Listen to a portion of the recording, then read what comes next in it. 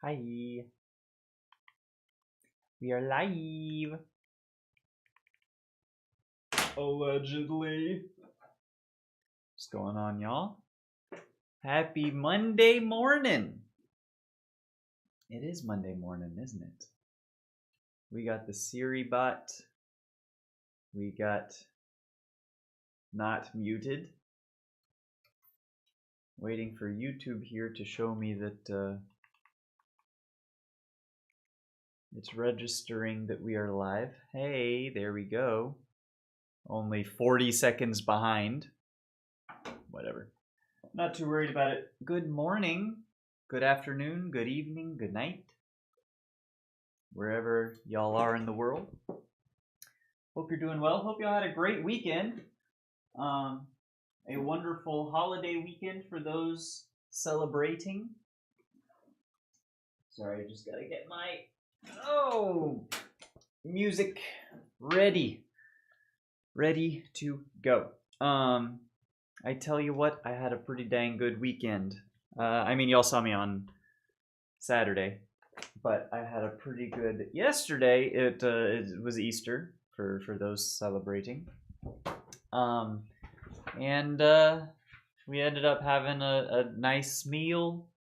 Got some people together, spent some time, played some games, just hung out. It was a good time. My girlfriend made a spiral sliced ham with a maple mustard sort of smoky kind of glaze. Absolutely phenomenal. I baked a focaccia and I made a gratin dauphinoise that actually I didn't add enough salt to. Musical Duke of Fraud Town. What's going on, dude? Thanks for stopping by. I'm doing pretty well. Hope you are as well. Good morning. Best of morning to you. We're just recounting the wonderful meal that we made yesterday. I'm still full from it. Now, like almost a full 24 hours later, I still feel it. Which is good, because like it was delicious, but also I need to be able to have breakfast or something, you know. Oh, that's you. Oh, you changed your name. Cool. Good to see you, Mdor. Sorry, I didn't recognize you. Appreciate it. Hope you're doing well, my friend. Yes, you saw my what I made for Easter. Although I didn't take pictures. I should have taken pictures. But that focaccia, dude, because I make it in a 9x12 or 9x13, so it ends up being like that big and 2-3 inches thick. Like, it's a big loaf of bread. We gave half of it away and we still have so much. Like, oh, it's so good. Jeez.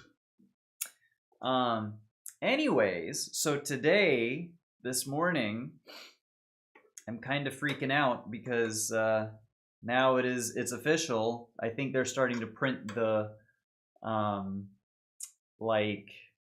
the programs for the upcoming recitals that the Horn Studio will be playing in. So they had to they have sent out the message, please confirm with me the piece that you're playing for recital by end of day today. So I did, and now I'm freaking out, of course. So we're going to do a lot of Strauss 1. Make sure that, because that's what is the recital piece, make sure that it is in a good spot. So we're going to get that on deck and ready to go. But for the first little bit, I would like to do metronome, and let's just do some lip trills a little bit, just to help warm up. It's actually, if I can brag a little bit, the lip trills have kind of sounded okay recently, the past couple of days.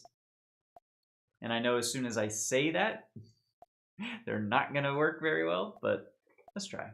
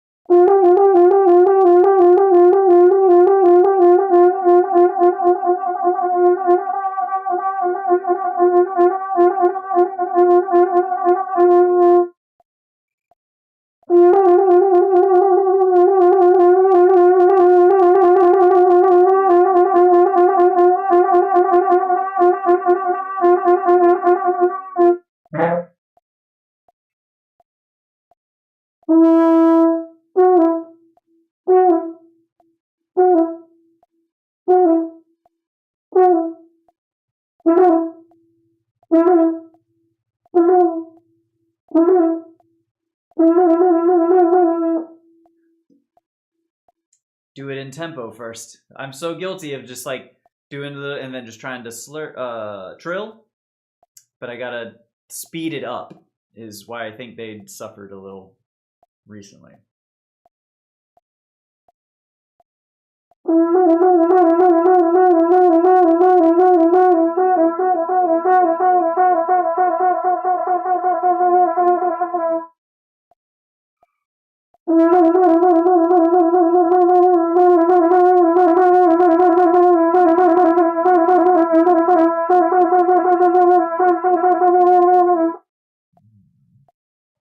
Almost.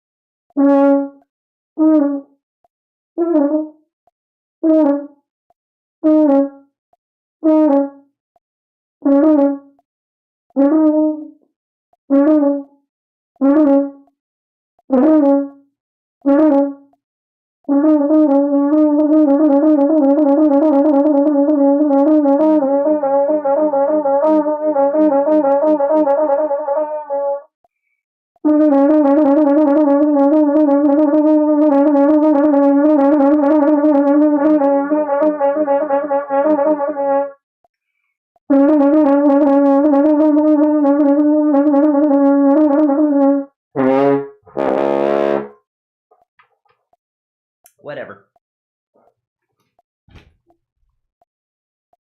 All right, so lip trills are still, they're kind of there, but they're kind of like also not at the same time. And that's really annoying because it's like, I don't know if I just continue, if I stay the course on what I've been doing for them, or if it would be more advantageous to change up my practice of them to something perhaps a little, just a little different. I don't know. Let's maybe play a Coprosh.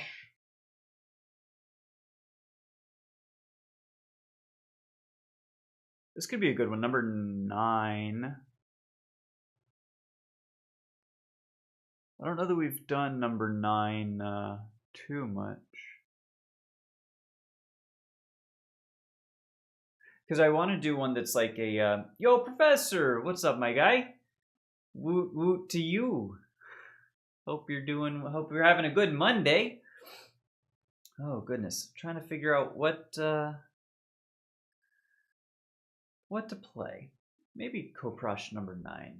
I wanted like some of these Koprosh that I'm not as familiar with for the purposes of almost like sight reading training. Trying to do some that I'm not as familiar with to try and make sure that we're reading things well. So let's try. Slept in, just finished breakfast. Dude, I'm jealous. I actually had to get up super early this morning. My girlfriend is starting a new work schedule to where she's in at 7 and out at 4:30. So it's going to be great in the afternoons and evenings. She's going to be home sooner. But in the mornings, she's up now at like 6 or so, which means I'm up at 6, which means I'm playing at like 6:15, which is fine and good, and definitely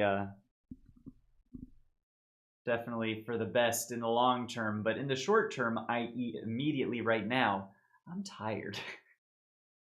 I am tired. That was before I should have woken up, to be sure.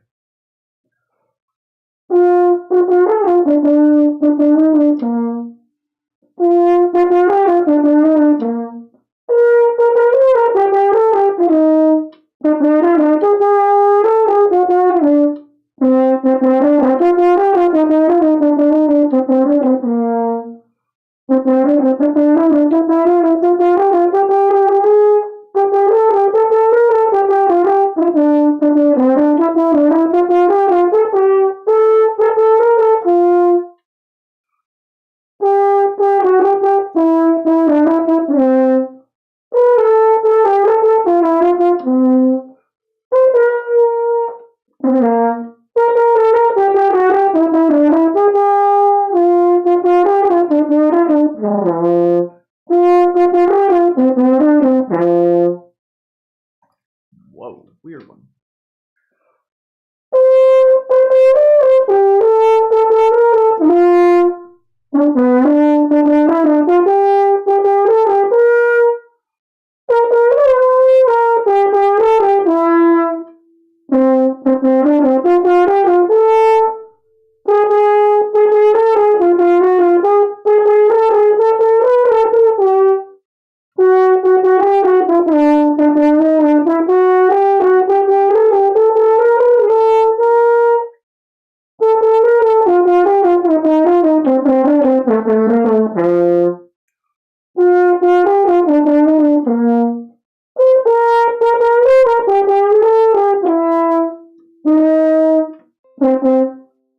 And now we're disconnected.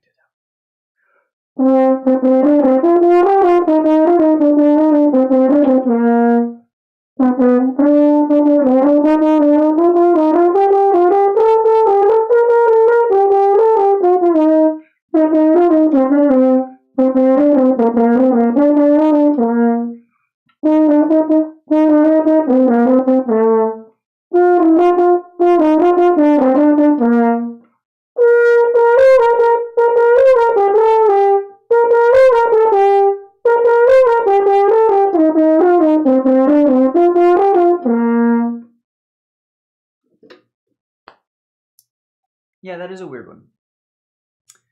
Have to move some furniture and trash today, and starts a new term of school. Really? A new term for early April. That's interesting. Best of luck. Yeah, I'm as soon as I'm done with this, I get to go and mud the drywall that we put up on Saturday. We finished all the drywall in the kitchen, actually. That's right. That was Saturday after stream. We finished up all the drywall that needs to be put up, which, well, you know, a couple patches here or there. But so yeah, so now today I get to mud and start working on that kind of stuff, because then it's prime it and paint it, and then it's doing the cabinets, which we're going to be building from scratch, and I'm super excited about. Oy. High school does 5 weeks on and 1 week off. That's so interesting. Huh. I've never been in a academic calendar like that. That's really cool. Seems very, very truncated. You gotta like you know, lock in. I feel, no, maybe I have. Maybe like during a summer term, I may have done like a summer A, summer B thing that might have been very similar in terms of length. That's interesting. Yo, what's up, JL? Hello to you. Happy Monday. Hope you all had a good Easter. I know I did. Lots of good food, lots of good company. I've been saying earlier, I'm still like full now from the meal that we had almost 24 hours ago. Whew. Ham and green bean casserole and gratin dauphinoise and a large bubbly focaccia. A little chocolate mousse cake afterwards. Oh my god. Oh my god. Oh, unbelievable. Absolutely phenomenal. Just like each and every one of you. Absolutely phenomenal. Okay, so that's a Coke Rush for the day. Let's do a little bit more flexibility stuff. These tubas.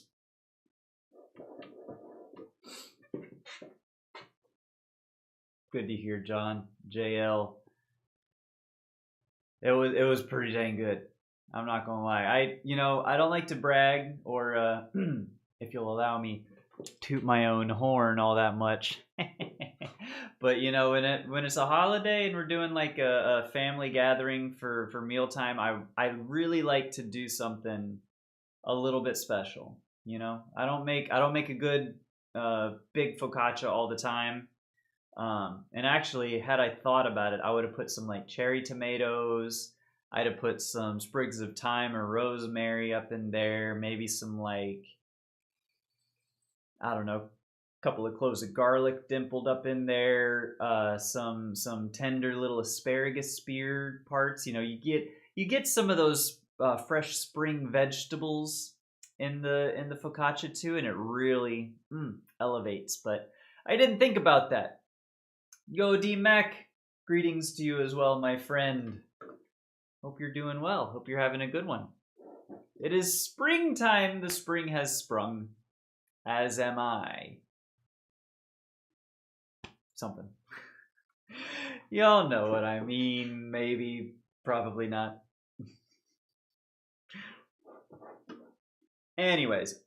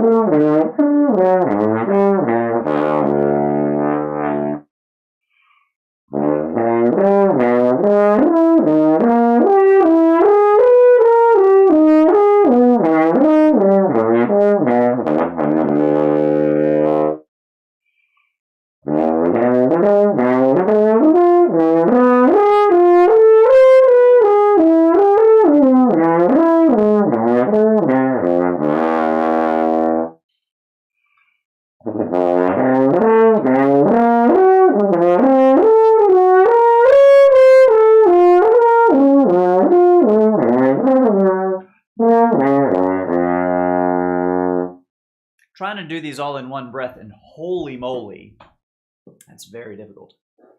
Because if I make like one flub, if I do it perfectly at that tempo, it's roughly about a full tank of air at my current breathing rate, which means I do need to breathe bigger or maybe be more efficient with my air usage, whatever. But if I flub a note, it's like, nope, you're not gonna make it.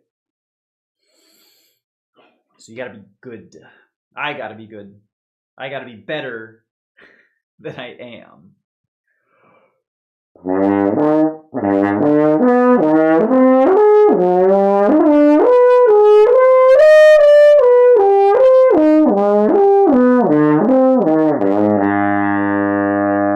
It's actually easier on the higher series because you don't need quite as much in terms of quantity of air to play up super high. It's more air speed. So you got to get it angled down. So you sort of like to blow it towards the bottom of the mouthpiece and fast. But for the lower ones, you're using more air, so it actually is more difficult in terms of capacity. Not enough air, play it fast. Oh yeah, that's easy. Why didn't I think of that? If only I had thought of that sooner. That's kind of what we're building towards, my guy. I know, we're just playing. We're having a good time. It's hard to do it fast because it's like, I don't know if I've shown you these in a while, but these are the tuba flexibilities. So for example, it ranges from pedal notes all the way down the bottom of the horn, the A flat down below, and then it eventually goes up to the series where you're hitting here C's up above. So it's a very wide range kind of a thing, and you know, smoothing out the register through the entire range of the horn. You got to go slow to do those, but just in case, you know, I know the joke is obviously just play it fast, forehead, right? And that's, in a perfect world we would be, but that is what we're building up towards.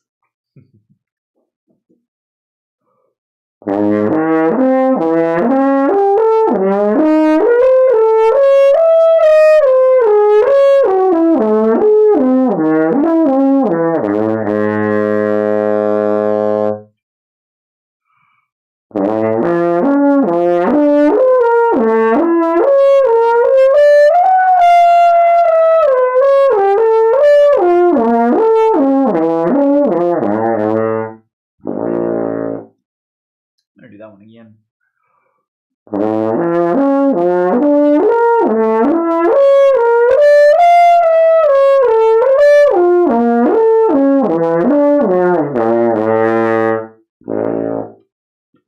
right, that one feels good. Excuse me. We can actually probably do some more flexies as well. We haven't done those in a minute.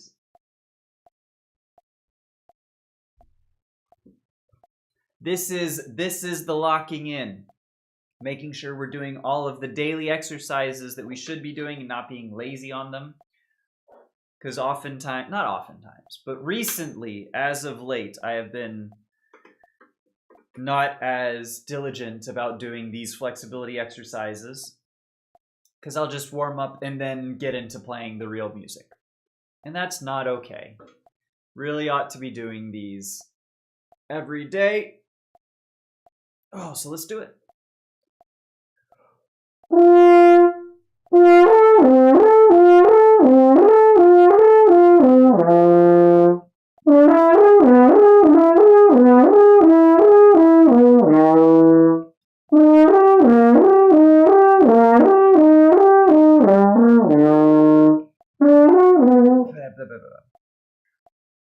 Heading to work. See you later, D-Mac.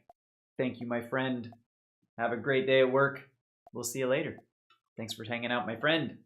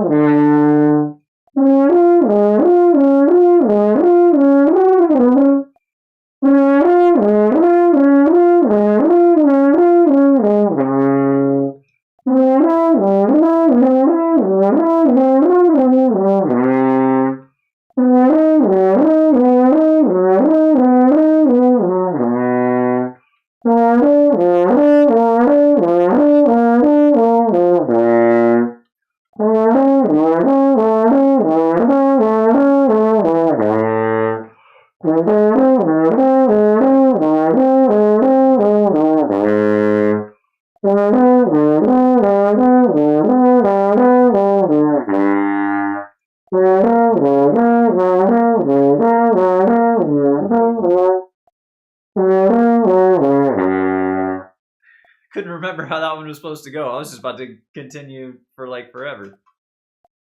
That's also what I get.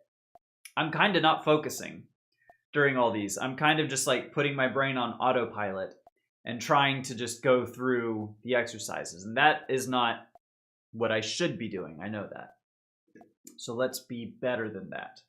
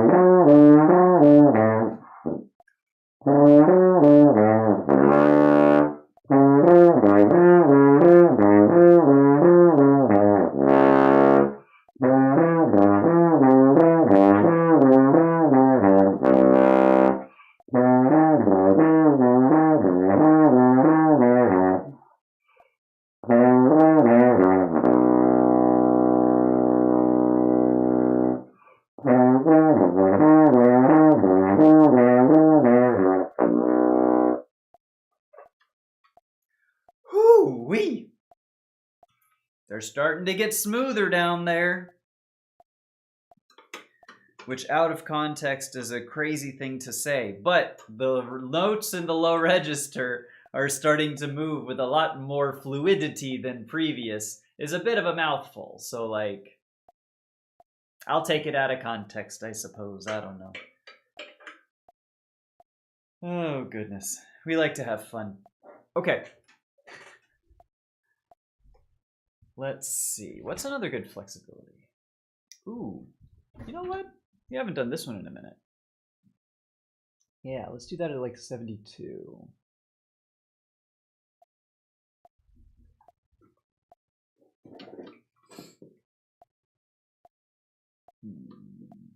Yeah.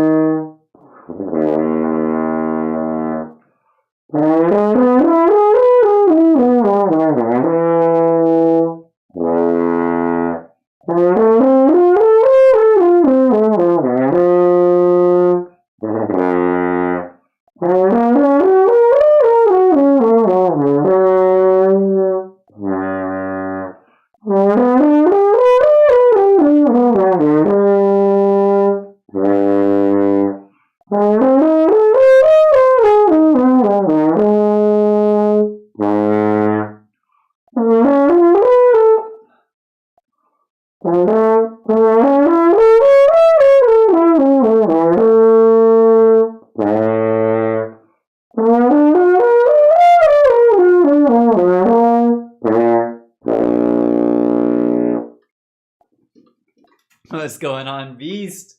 Good to see you. I tell you, whenever I see you come into chat, I always say the same thing. I'm always like, yeah, yeah, yeah, yeah, yeah, yeah. What's going on? Hope you're having a good one. Good Monday, my friend. Oh, man. I tell you, now that y'all are here, I sure am. Oh, goodness. Good to see you guys. It is now 11:30 in the AM PM. I think we start running through the Strauss while we're still pretty fresh and not suffering fatigue. See how it sounds? Yeah. That's all. I'm not gonna say anything about it because I hope the piece will speak for itself. For better or for worse. One way or the other.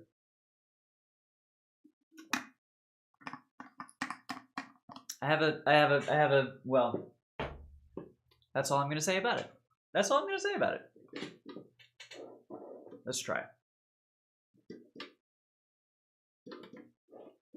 Make sure there's no water, because I swear nothing will derail my psyche faster than water trapped in the horn. That would have been bad. That was a lot. That was nasty.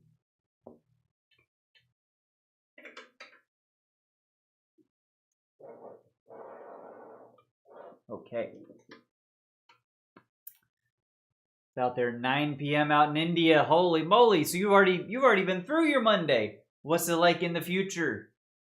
Hopefully it's a little bit brighter. Not literally because being 9 p.m. But you know what I mean? The future's so bright you gotta wear shades kind of a thing. Or something. Yeah. Anyways.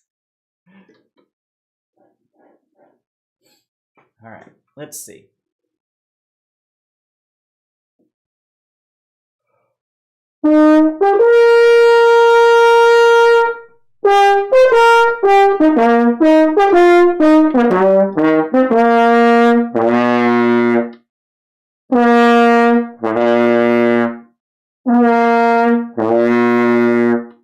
Need to not swoop into that low one quite as much, but that's all right.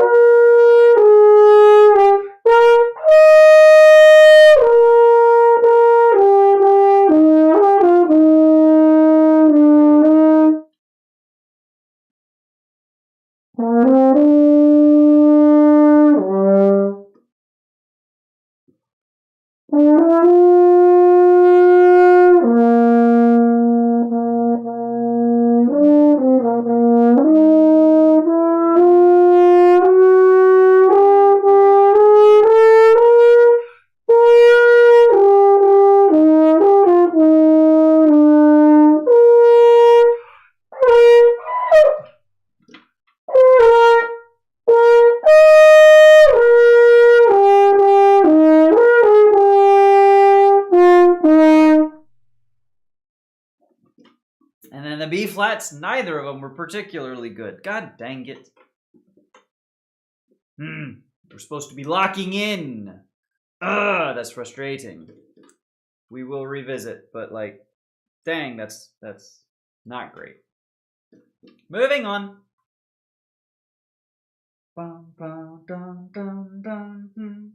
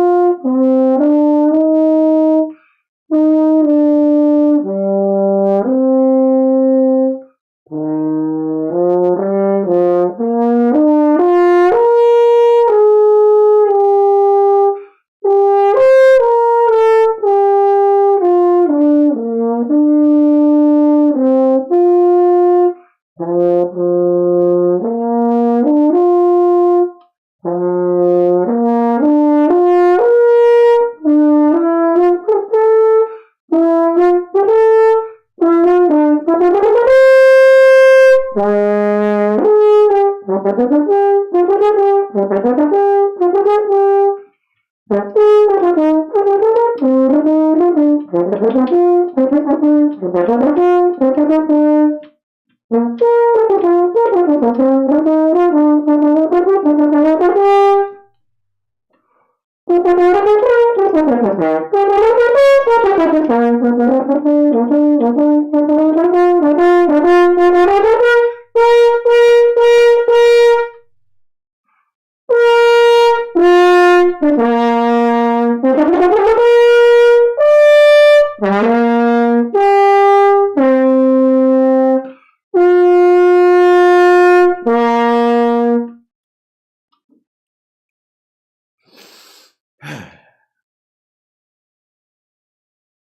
not bad. Honestly, the development might be like among the best that has been, with two of the worst B flats I've played in weeks in the exposition. So I don't know. The A at the very end sounded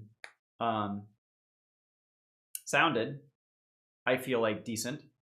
And the last few notes too, like I've been practicing them way bigger than they should be, such that when I rein it in a little bit, I feel like those were decently under control, centered, and felt pretty good. Those last few notes of the piece. And the triplets, going into the triplets, dare I say, I thought that felt pretty solid. Or the start of the triplets, I should say. The start of the transition into the triplets actually was not great. So let's go back to...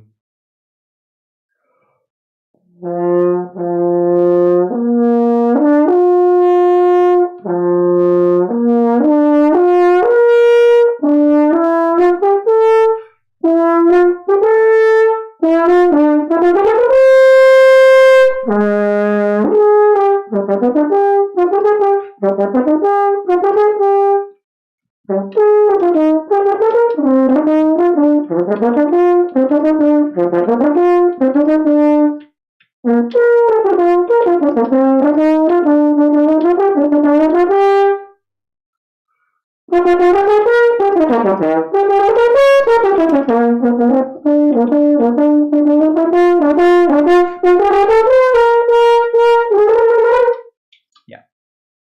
But like getting that, you know, honestly was pretty good. The B flats are a problem.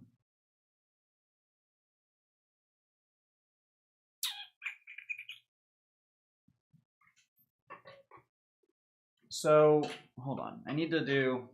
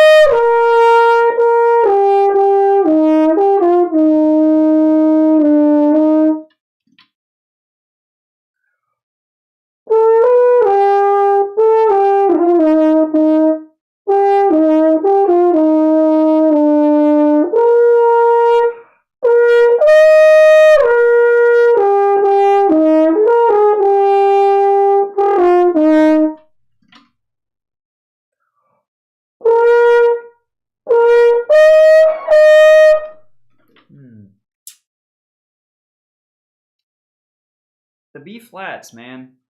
I don't know what's... I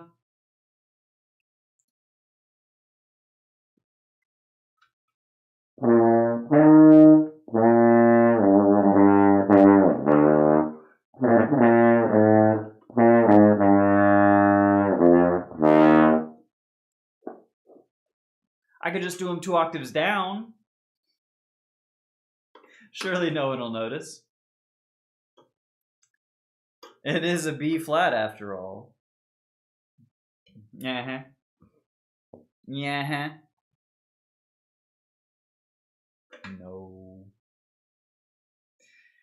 Oh, if only this was Concerto No. 1 in E flat major by Hermann Neuling, as opposed to Strauss. Because Neuling wrote Bagatelle, which is good for low horn, which is if this was taken down. Anyways.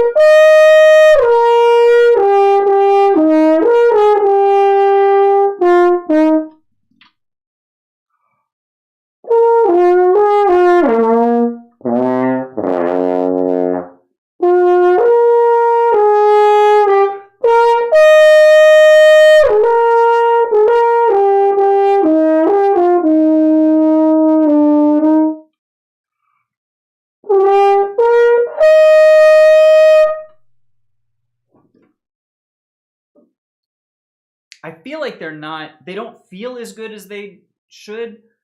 But on the other hand, they have hit consistently. And I feel like they haven't sort of been flat, all that flat. They might not have been the most in tune, but I don't think they've been particularly. So maybe it's just my perception that's a little different. Maybe it could be that they're hitting so easily that I feel like they should be harder. That could be something. Perhaps. Maybe it's all just like in my head, like, oh my god, it's a B flat. But like, it doesn't have to be. Get it? It doesn't have to be flat. Oh, there's a knee slapper. Anyways. Little, but all right.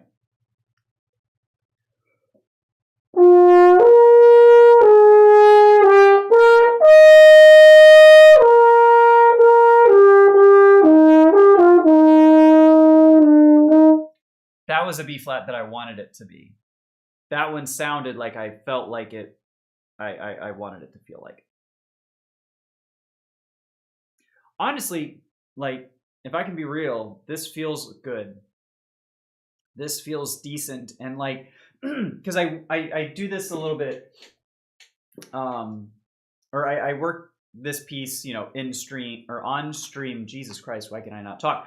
On stream and like at this point in my day, but then I'll also run through it as well in the afternoon when I do my my later practice as well. So it is becoming very consistent, or at least more consistent, because we're reinforcing, we're doing repetitions in the morning time and in the afternoon time. You know, we might play through the second movement. Actually, I think I do want to play through the second movement. Because it was one, I think technically it was like assigned to me at the month or two ago, I think, point in the semester.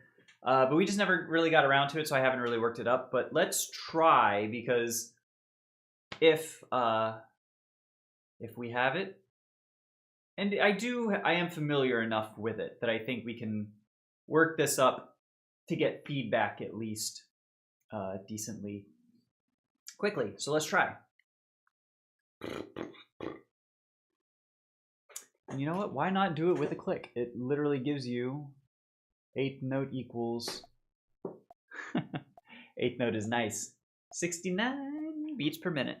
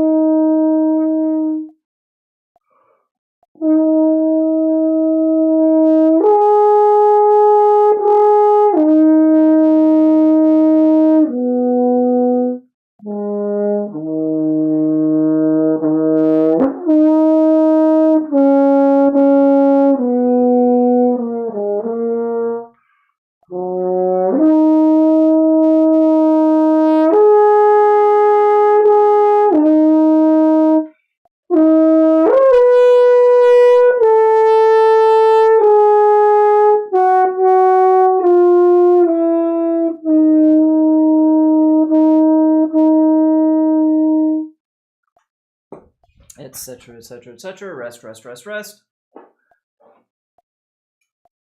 Clear out the water.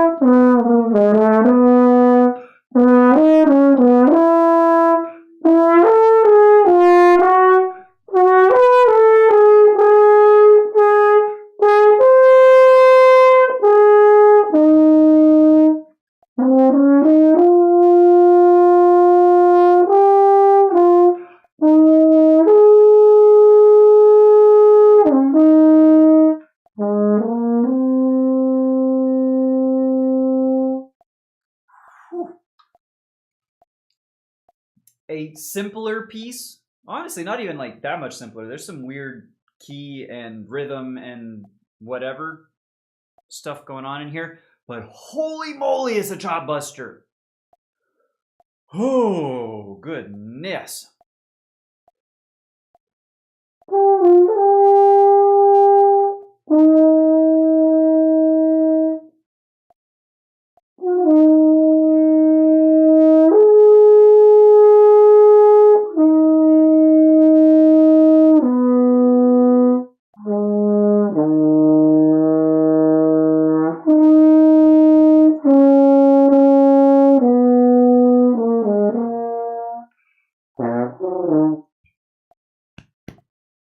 Excuse me.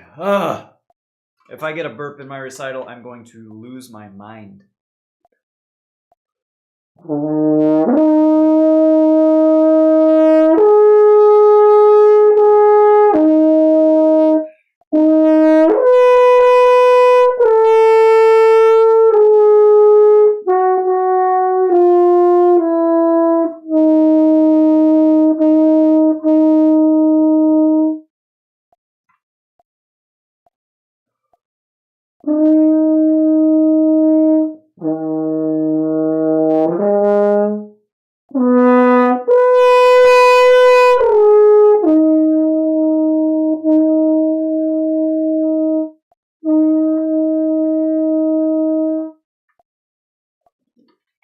And then, you know, it's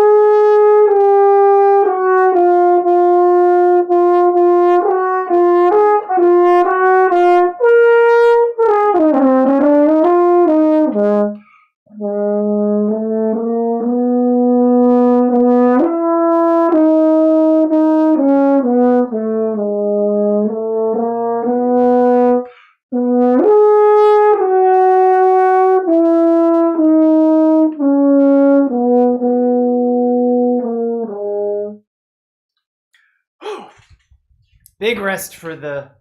Well, give me a minute. There's a lot of chat to catch up on. My apologies. Casual music lover, yo to you. Noah Hensley, if you're not working on anything currently, play me something as beautiful as the day you first laid eyes on your soulmate. Ooh. Oh, that's gonna give me a minute to think of a good piece that would match that. I think I have one. After when we finish this, I'm gonna finish up. It's the third movement of Strauss's First Concerto. I'll see what I can do. Naranjan, what's up, dude? Good to see you. Hope you're having a good Monday. And have I done my long tones? As a matter of fact, I did my long tones at 6:30 this morning. I sure did. I did about 45 minutes of various long tones. I do them roughly between 6:30 and 7 in the morning. Yes. Good looking out, because have you done your long tones today, casual music lover? I'm looking at you. I have. I hope that's not meant to be like a gotcha, because, like, I sure have. Oh, goodness. All right, let's finish up this this movement if we can, and then we'll move on to something for Noah that's going to be as beautiful as the day I first laid eyes on my girlfriend. We shall see. I think I have a good one.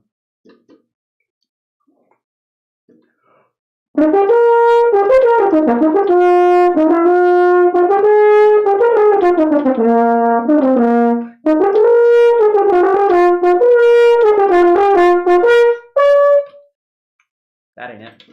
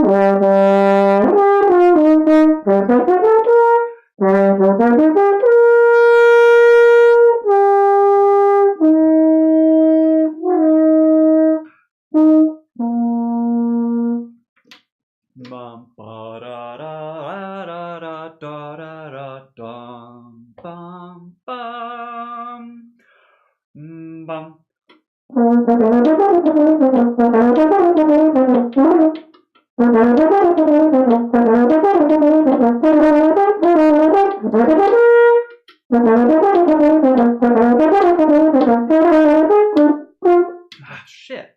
I can never remember those.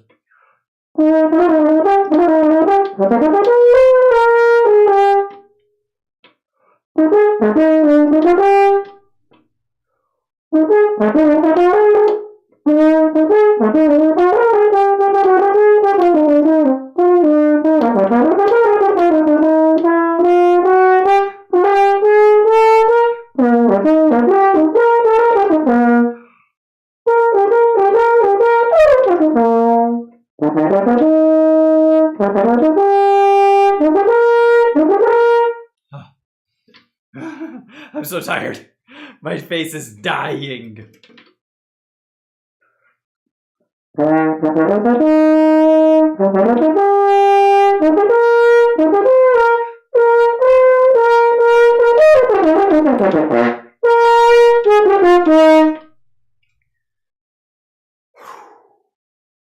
right. Little casual Strauss 1. Done. Okay. So something that is I'm interpreting for you Noah Henley a bit of a lyrical, beautiful sort of a thing. And I think what you know what? I don't know if this is exactly it, but this might be a contender, we'll say. The middle, the lento part of Hunter's Moon is a really nice.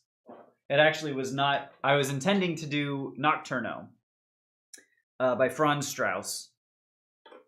But then something about Gilbert Winter just catches my eye. As it often does. Hunter's Moon, we might play this one for a little bit because this is a great piece. Oh, I love this piece so much. The lento goes a little something like this.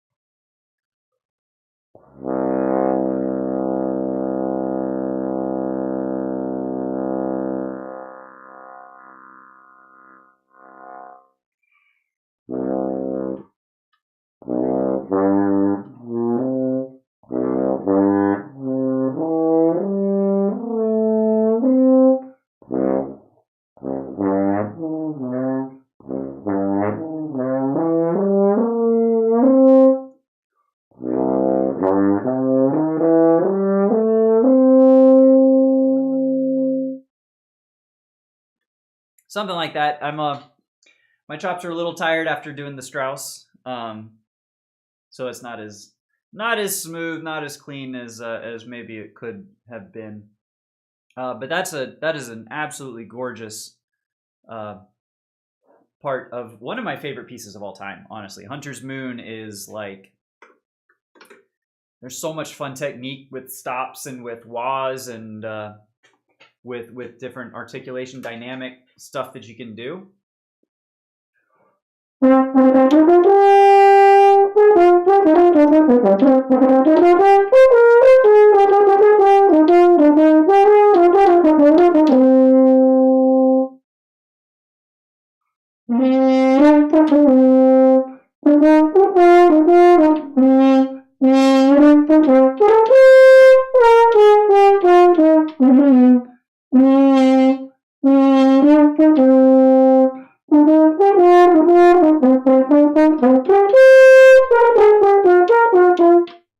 Well, I can't remember how to play it, but I think that's what I would do as the beautiful part. Maybe there's also stuff like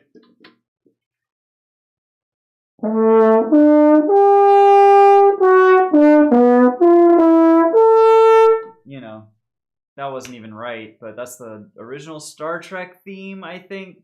That's fun to just play to like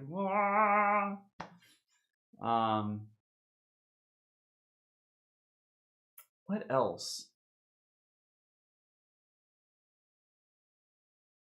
Ooh. Kind of a chop buster, a bit of a killer on the mouth. But dare we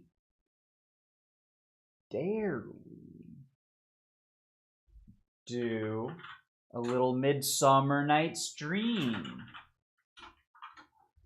A little Mendelssohn action? I don't know. Mendelssohn, right? Yeah.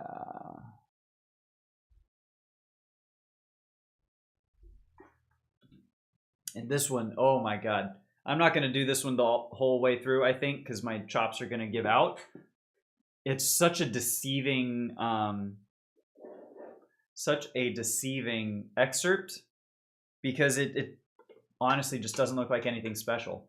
But as slow as it is and as legato, and it's in a range where if it's done slowly and you're doing it, all of it, it's like, oh, please, can this just end? And this is not one where we can just play it faster, forehead. Not like those tuba flexies. Yeah, y'all think you're so smart ass. And also it's in horn in E, so it'll be good to practice transposition.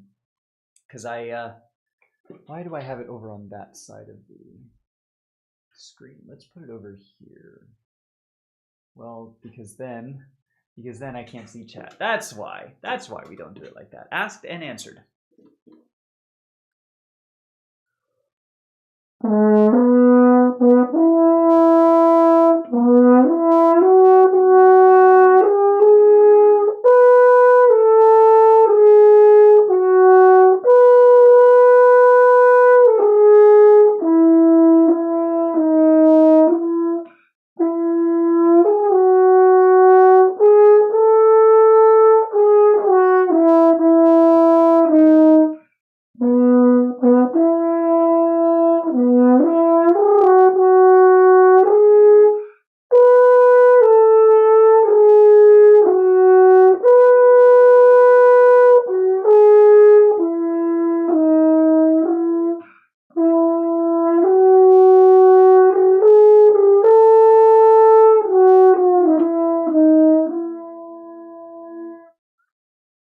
That's halfway through. The second half is harder, and already I'm tired of my corners. My corners are exhausted. Oh my God. This excerpt should count as long tones. If you play Mendelssohn's Midsummer Night's Dream, the intro to Mendelssohn's Midsummer Night's Dream for horn number 1 in E, you should get credit that day, a gold star, a big red check for having done your long tones. Do I do weddings? I don't do weddings. Madagascar. I read it first as like Madagascar, but like Madagascar, like the country. This is my brain deep in practice. Good to see you, my friend. Hope you're having a great day. No, I don't do weddings yet, but kind of just in practice mode. Hopefully in about a month, the local symphony orchestra will have auditions for their sub list. That's kind of what I'm gearing up towards taking the audition for, not necessarily for expecting to win it or play with them, but man, that would be fun. So we'll see. As of right now, just a student, just practicing. We talk about practice. We're not talking about recitals. We're not talking about an audition. We're not talking about a concert. We talk about practice. And I love practice.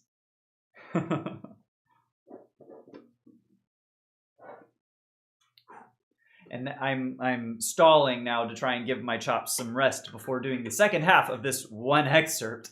That's not even like, this is not one that I'm working up for audition or for anything. It's just kind of for the hell of it.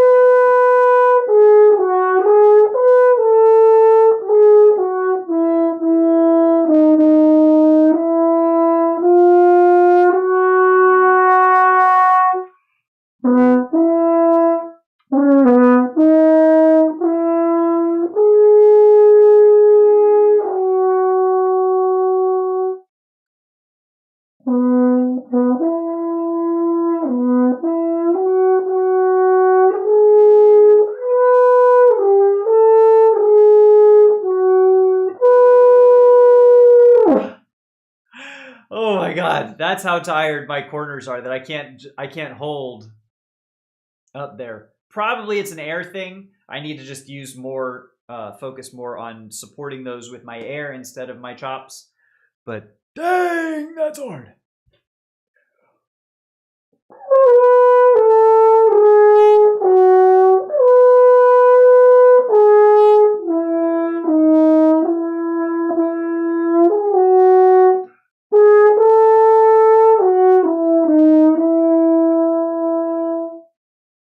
Okay, so that's just the first 34 measures of Mendelssohn's Midsummer Night's Dream Nocturne. The Nocturne from Mendelssohn's Midsummer Night's Dream. Yes. Oh, good God. Yo, what's Mendelssohn 3 look like? Oh my God.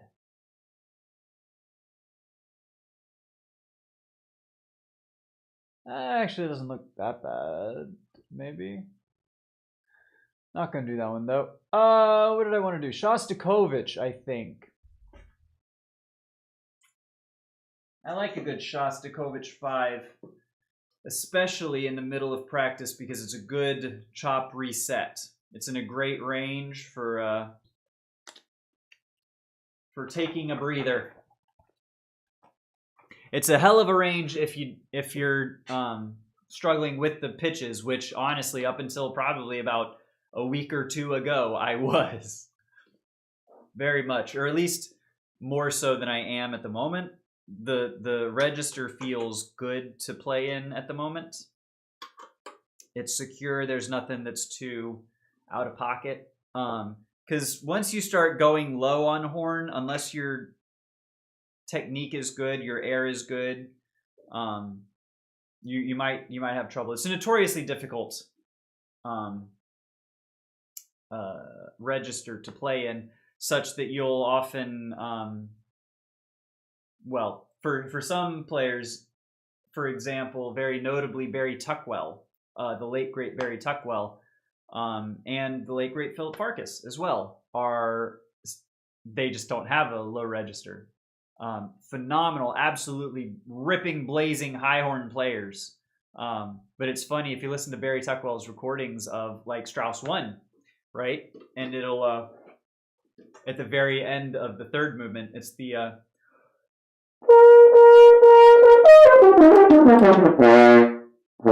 and it goes down to that F, and he'll do the whole first bit of it is and it's just like it's not secured. It's like a little out of tune, and it's like, damn, you're one of the greatest horn players of all time, but your low register is ass, man.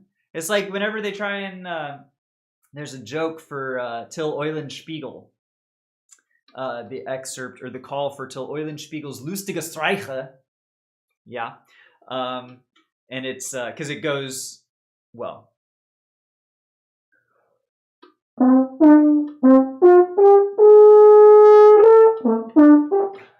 If I can play it right.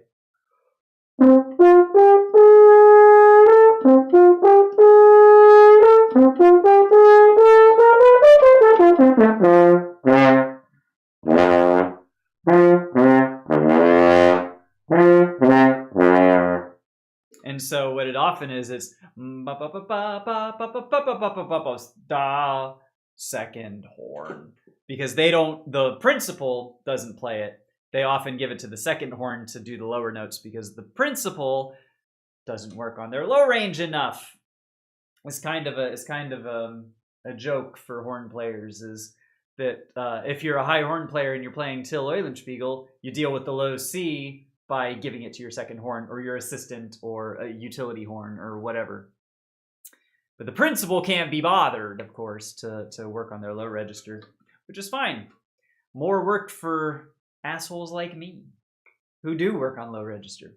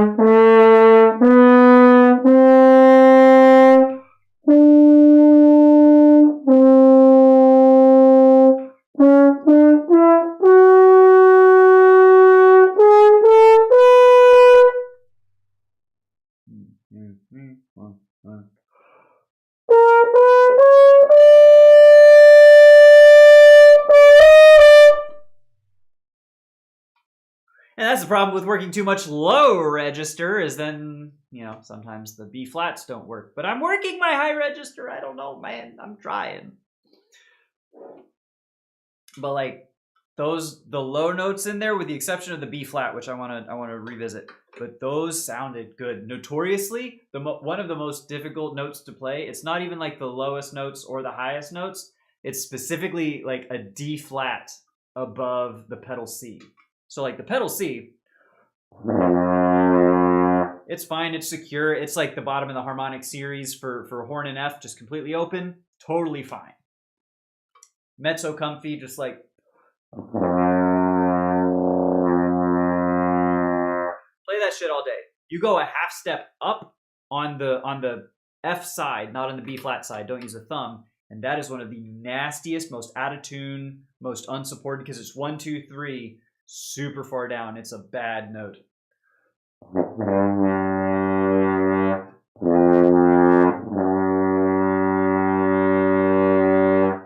Thankfully, I've actually kind of been working. That didn't sound as bad as I thought it was going to. It's a lot easier just to do trigger 2, 3.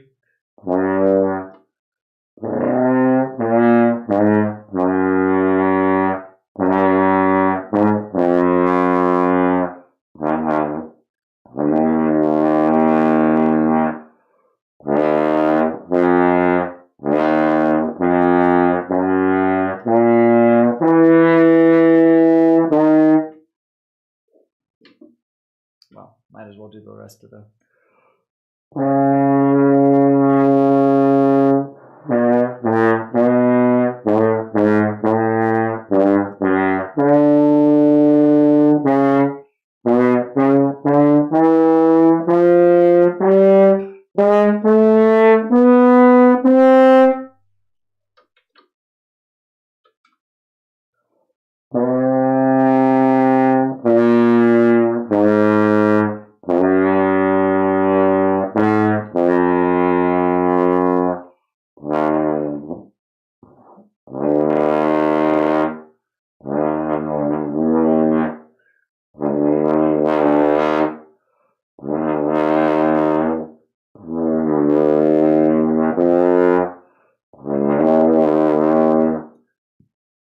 Because now that B flat is a little bit of a weird spot.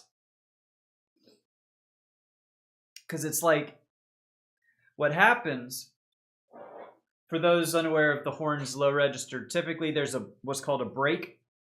You have a break register where you have to shift your corners down. You can move your jaw forward or down. You can tilt your head down or your horn out a little bit to try and get a little bit more upper lip.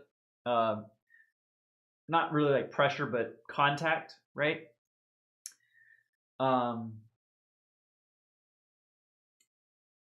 And so where I have to make those changes is right around the B flat or the A, maybe. Sometimes it's the A. Today is kind of the B flat. It's not. So you have a high set, quote unquote, just normal bass, and then a quote unquote low set. So if I go much lower, you'll notice the difference in my embouchure, in my corners especially.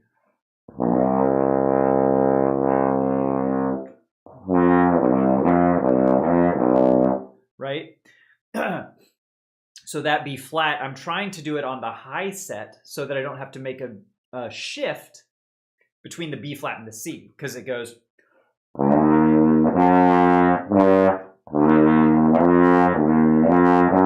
But I think I do, and I noticed as I'm looking at my embouchure when I just played that, it needs to be a small shift, not a full one, as if I were playing.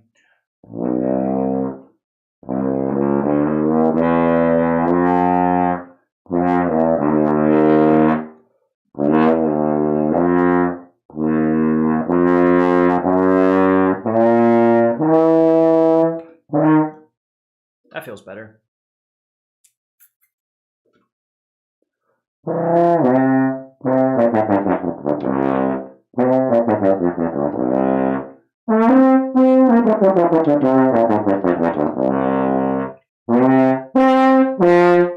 Hey, That's the scale from Bagatelle. Yo!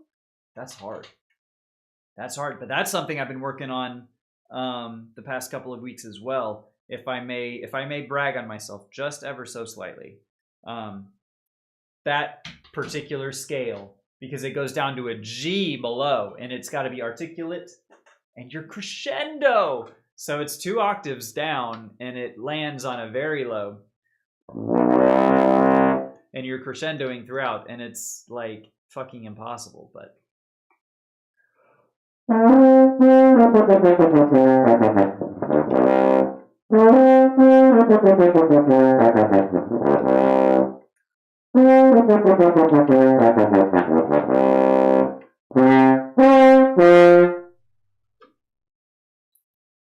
But it's kind of starting to be there. I don't know. Maybe a little bit more than it had been.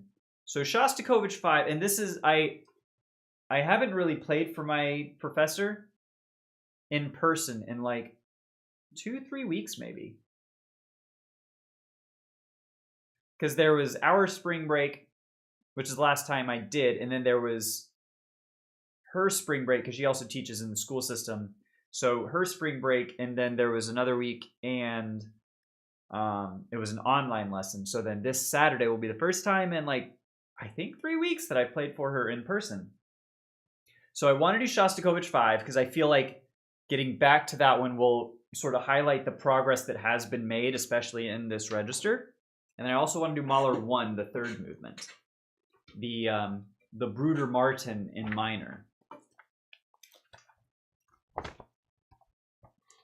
Because this one I have been putting in a lot of work as well, especially on there's an octave slur. We'll go through it and you'll be able to tell immediately which one is the nasty sticking point. Hopefully it won't stick, but you'll notice, you'll be able to tell where is the point at which I've done a lot of ironing. I've tried to iron it out a lot. So let's try.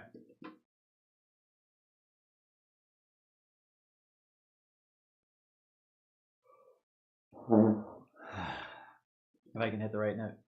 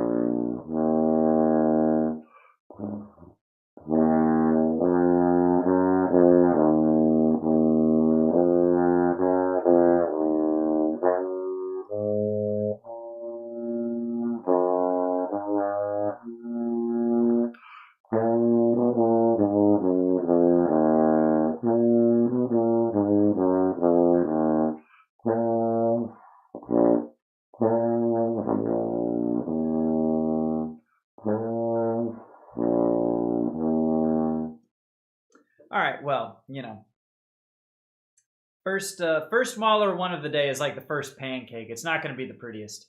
You know, you gotta get the griddle up to heat. Let the batter rest a little to make sure it's nice and hydrated. Then the second pancake is phenomenal. So that's the principle upon which we operate. That is how I live my life out here. I'm in second pancake land. Or something. I don't know.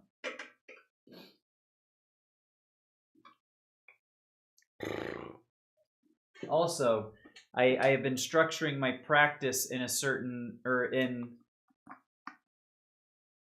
a specific order. I wanted to get the Strauss 1 because that's a bit more of a high horn. You know, it goes up super high. It doesn't go super low, right? So it's a high piece. Wanted to get that done out of the way earlier. Take my time with some low excerpts afterwards, such that we're sort of balancing out the different demands of the horn,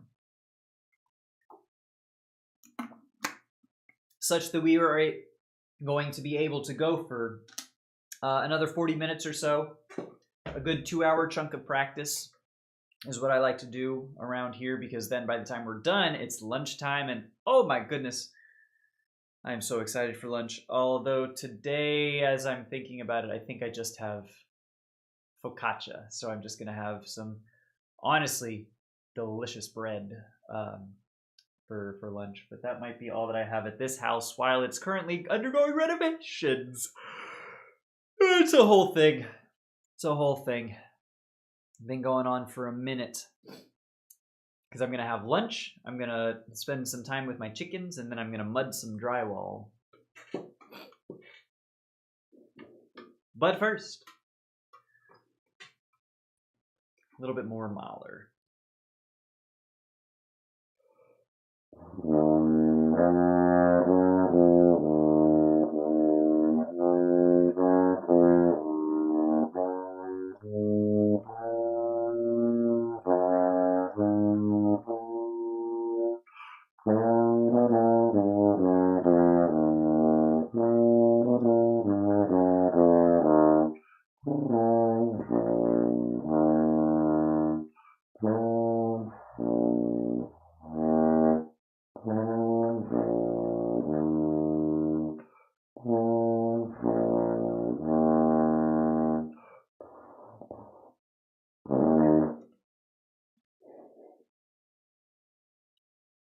It's also frustrating, this one in particular, because it is pianissimo.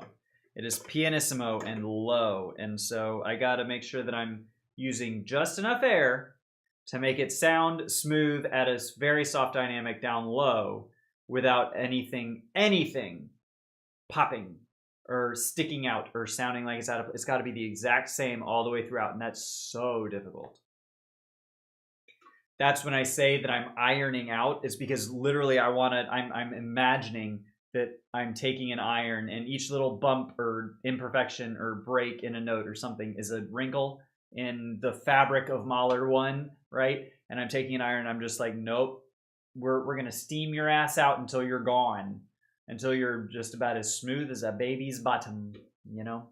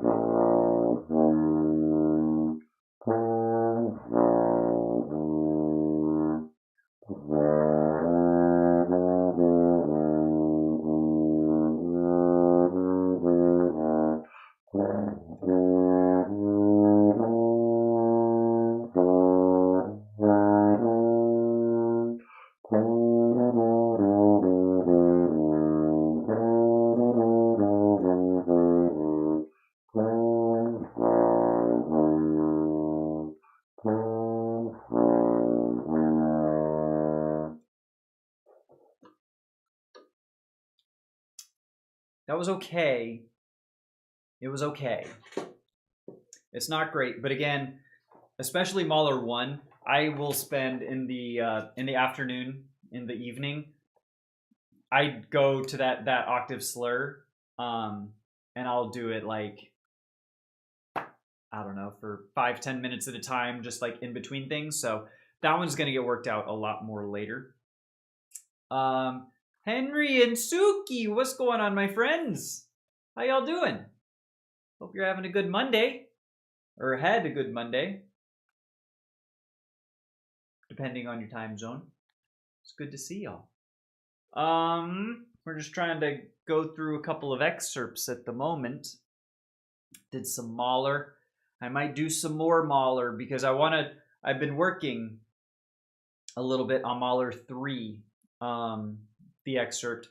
And normally all I've been doing for this one, or not all I've been doing, but where my focus has been at the end. Very difficult. It's very similar to Mahler 1 in the sense that it's pianissimo, it's smooth, and it's very, very low.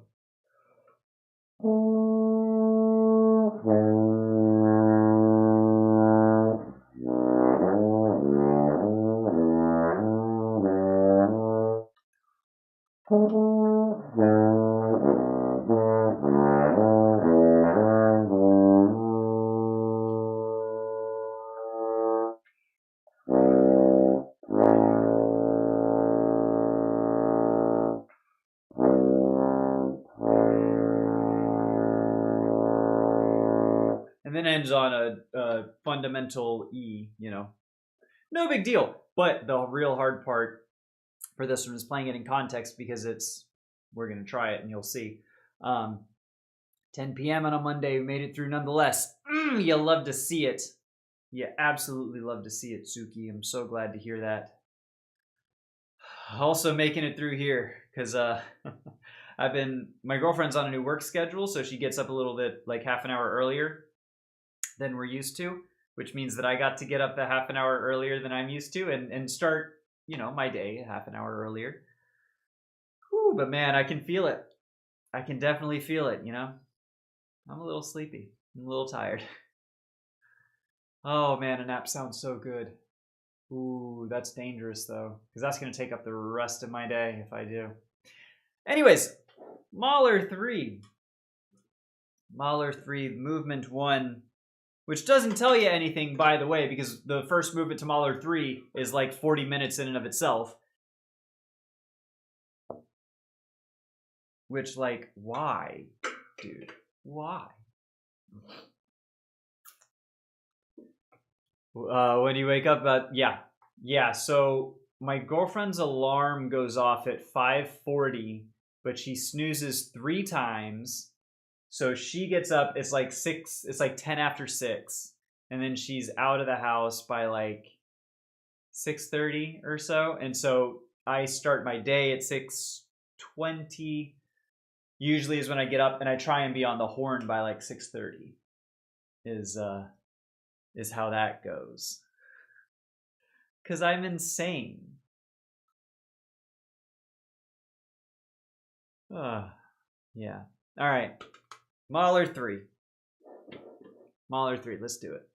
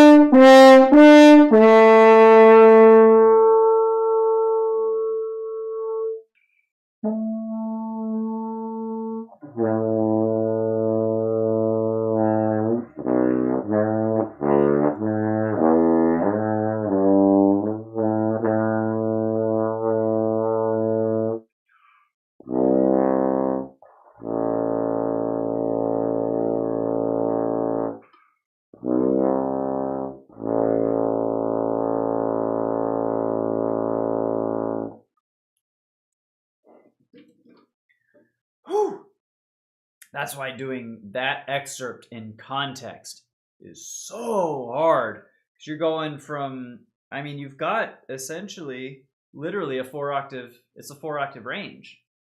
Because you're going from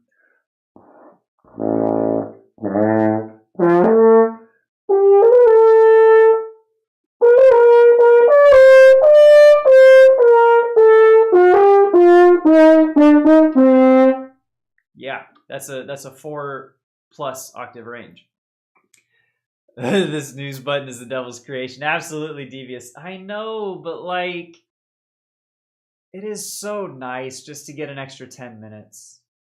Mine actually is not even 10 minutes. It's an extra 9 minutes, which is even worse. But then, like, it feels so good in the moment, but it's so bad once you're used to it. Once you're like, you've spent 20-30 minutes in like sort of half sleep, and getting up out of that is so much worse. I 100% agree with you, to where honestly I don't even know when my alarm is set for 7:30, but I'm not. Oh goodness, I don't even weekends and stuff, I'm not usually asleep past 7. Like this past weekend, actually, as a matter of fact, yesterday because I had to get up early to make a focaccia for Easter brunch, lunch, dinner with my girlfriend's family. I was up at like 6:15 to get that started on Easter, and then I started tooting around 7. So, you know, we yeah. Yeah, I've been getting off of the snooze button more and more as I get older. Because yeah, I just can't do that shit anymore. It just ends up making me more sleepy during exam season. My father used to just yell like a Marines drill instructor at 4 a.m. to wake me up. Oh my god, during your exams? That's like, if anything, you need all the rest that you can get. Why? That's not, I feel like that's not beneficial. Maybe like if that's your training regimen and you're getting used to that over a series of months beforehand, and that's like, but if you just introduce that all of a sudden, all at once, that is a very, very jarring disruption to the routine, and that seems way more harmful than beneficial. But that's just me. I'm a dude on the internet who likes to play his French horn, so what the fuck do I know? But like, that honestly is making me sleepy just thinking about it. Burnout isn't a concept with Orthodox Indian parents. That I have heard. I have heard similar things from the Indian subcontinent, from Southeast Asian cultures, from a lot of from rigid American cultures as well. You know, super military families, for example, are very much in the like, you're just gonna work through the pain. There's no rest is for the weak, and you know, pain is just weakness leaving the body, sort of a mindset. And it's just like, bro, take a fucking day off.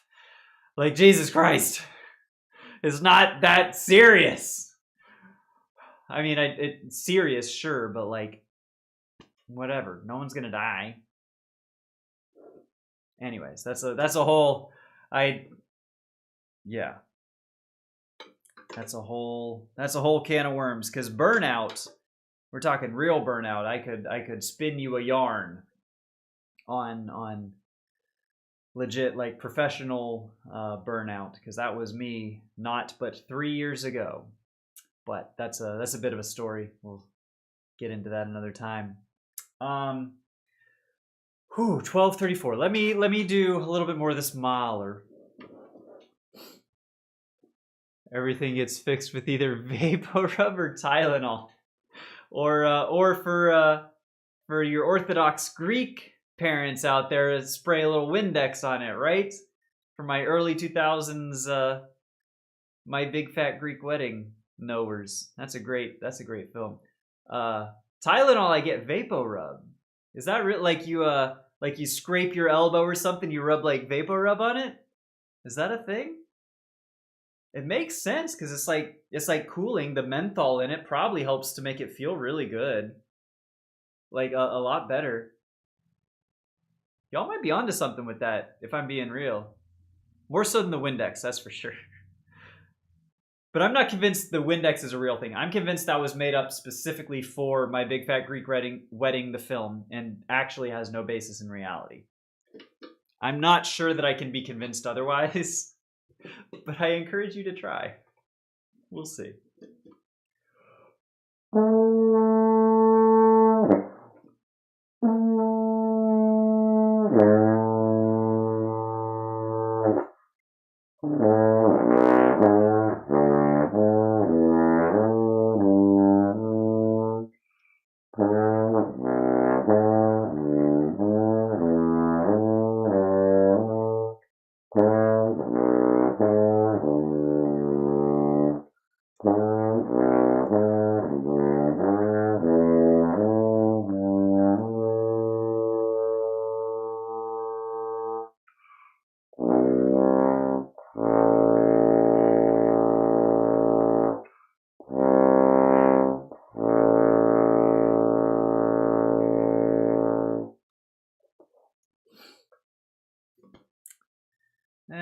That one's less good, but I'm less inclined to work that through at the moment. We've done some good work on excerpts. Let's go to Don Quixote for a minute. No, it's like a thing where you got a stuffy nose or a fever. Oh, yeah. Okay, so that's the intended.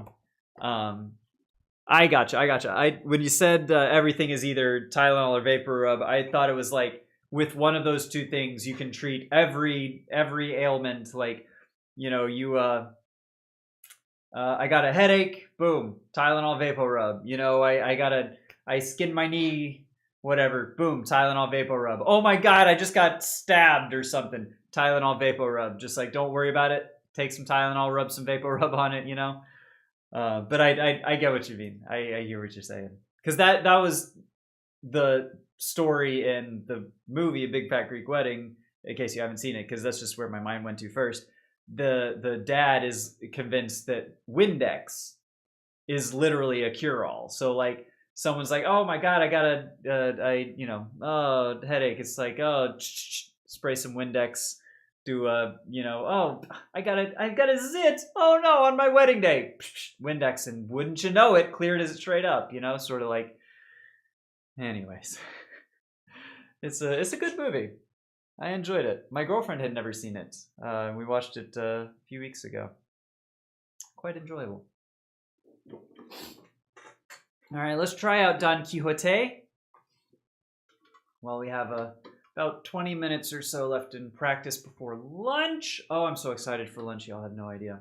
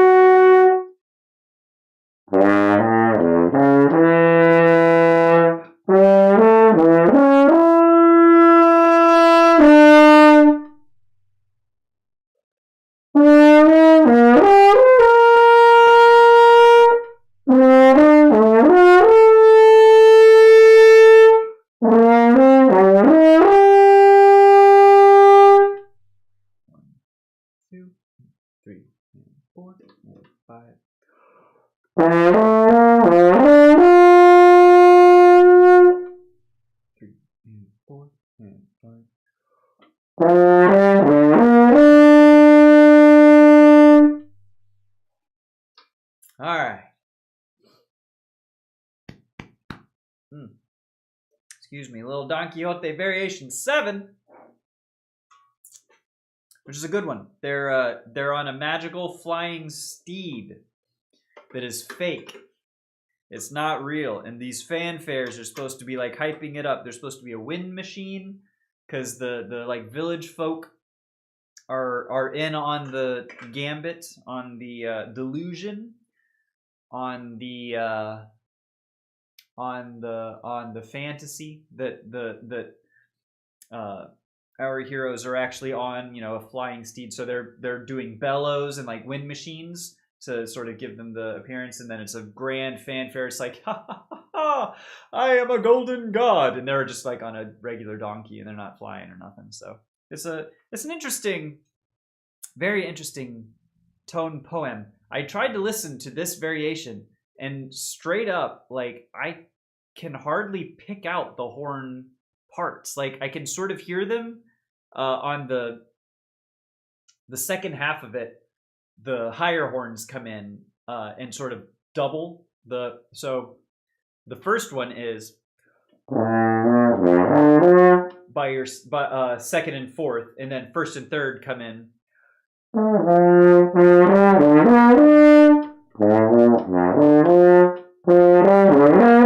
So the second ones, or the second half of each bar, I can hear because it's actually got everyone, but everyone else is just playing loud, and it's like muddy, and I have no idea what's happening. It's weird. I don't know. I don't know if Don Quixote is my favorite Strauss tone poem. Strike that. I know that Don Quixote is not my favorite Strauss tone poem. Sorry, my damn cuticles. It's a toss-up, I think, between Heldenleben and Eulenspiegel. Don Juan is also pretty fun, but...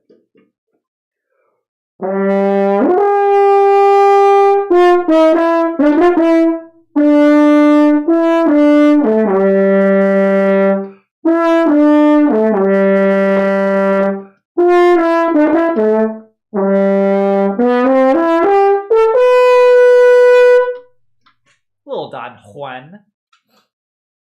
That one's fun to play, but you can hear it. You can pick it out of a lineup when the song is being played.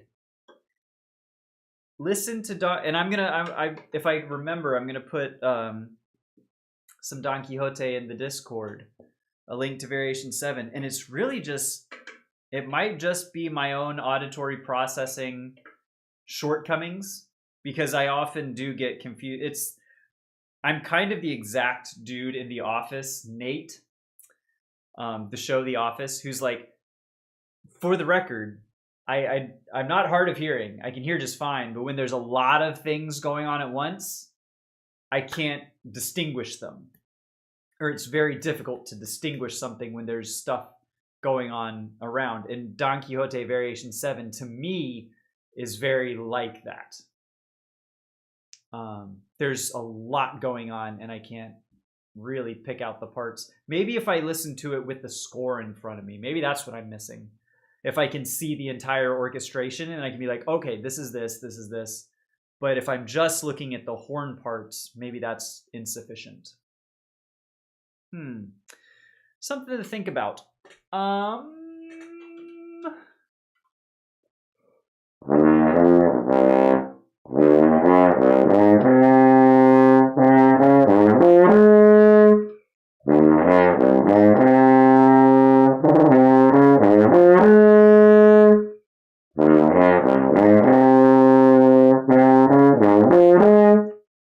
Okay.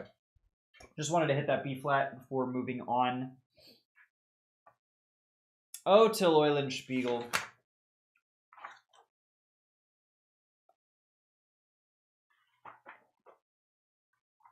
Dvorak 9. Ooh.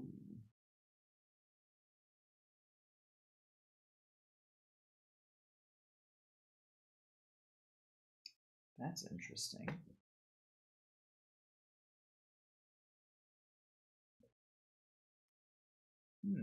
Fourth horn for Dvorak 9. It looks good. Die Valkyrie.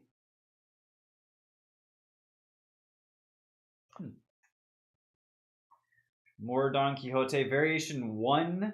Get out of here. Stravinsky. Okay, well, anyways, I think that's all for the excerpts at the moment.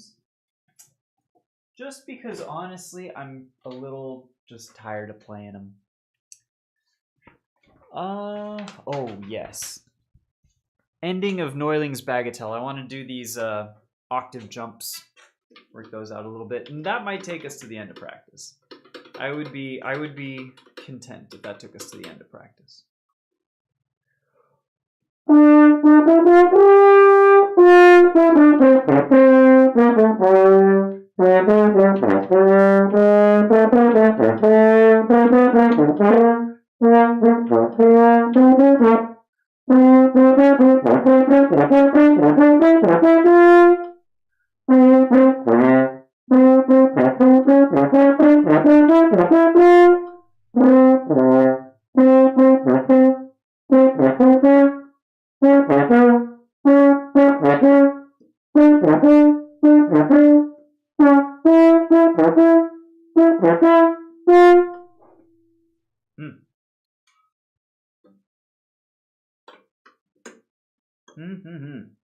That's so tough.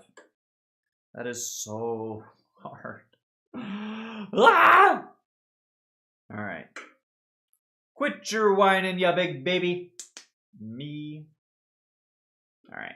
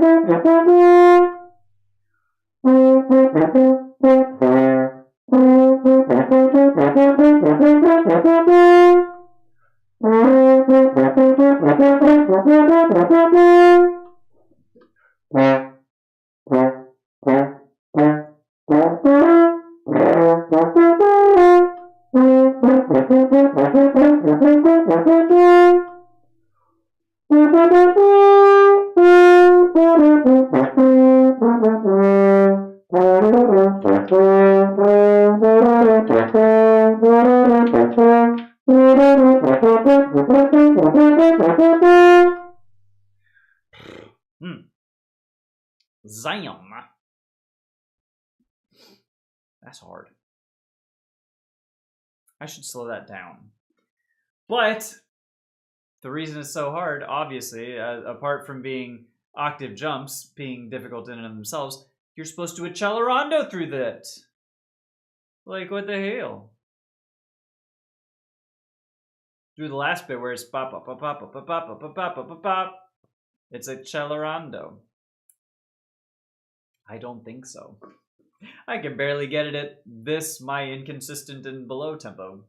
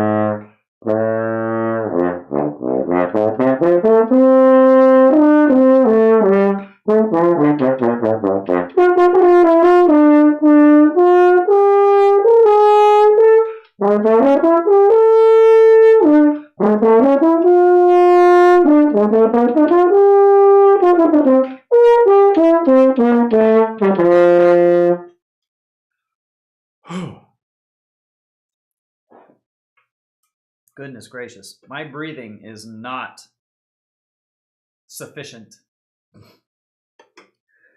I can feel it, like, in the middle of these passages. I was trying to just do it all in one shot, just whatever happens, happens. And, like, I could tell that my quick breaths are not enough. Like, I'm not bringing in a full tank of air quickly. So that might be a point of work. I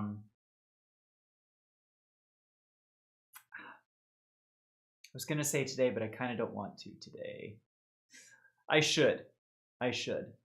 Maybe we will. Breathing gym. Breathing gym is what I'm discussing, is what I'm debating, trying to do, or putting into my schedule, which I know I need to. I'm just trying to see, can I be lazy and get away without it? But, like, why would you get away without it? Just, like, do it, because it doesn't take that long. So ultimately, I think that's what I'm going to do, but we'll see.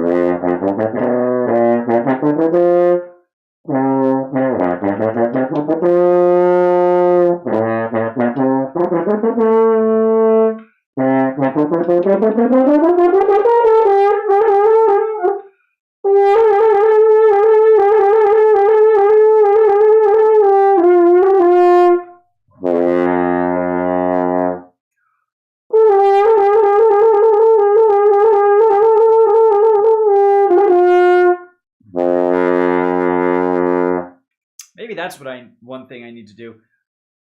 First off, no, this is not at all what I need to do to fix this, like, piece, to improve this piece, to practice this piece. What I don't need to do is, in my lip trills, do them a little bit higher such that this one measure of a lip trill at the very end would have a lip trill.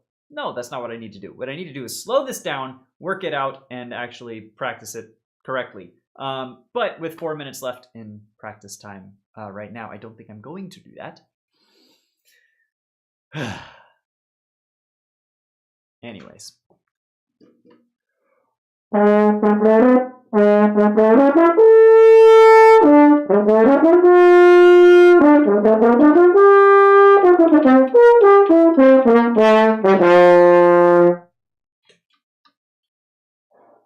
felt okay.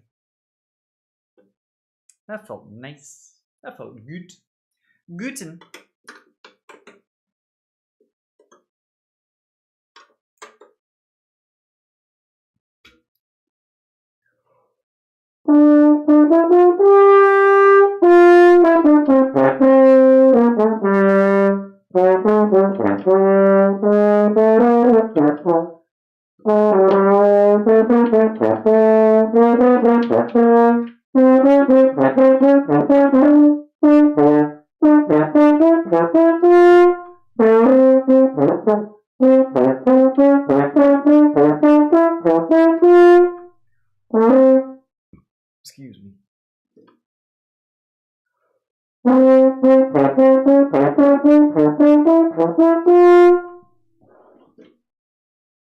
Oh my goodness.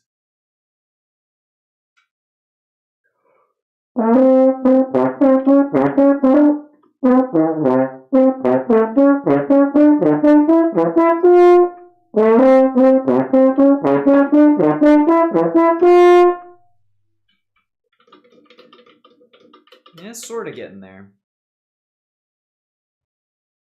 There's a lot of water in these there. And them there valves. Oh, that's so gross.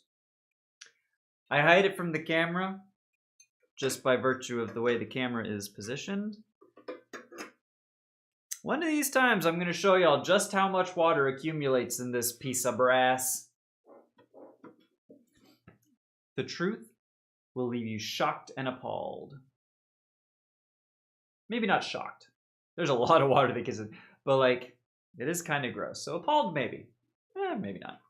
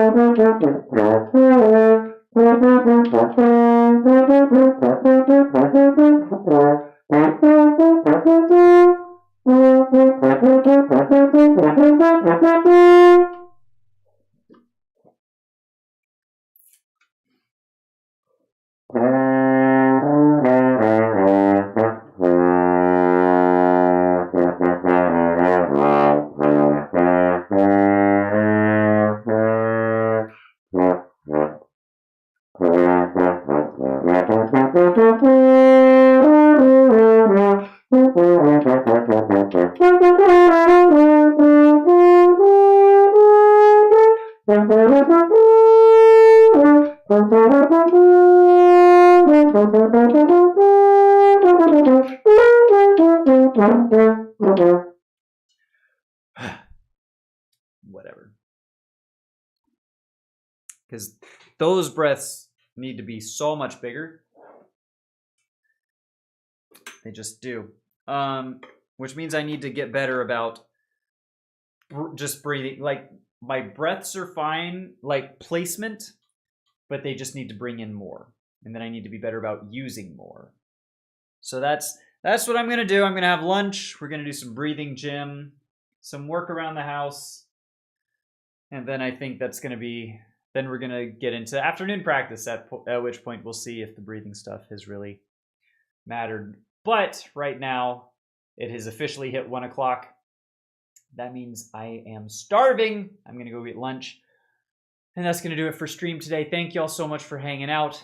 As always, y'all make it a lot of fun. A lot more fun than it would be me just sitting here by myself. So, as always, I appreciate you all. Hope y'all have a great rest of your Monday or Tuesday for some of y'all out there in the far future. And I'll see y'all later. Bye, everyone. Have a great day. Bye.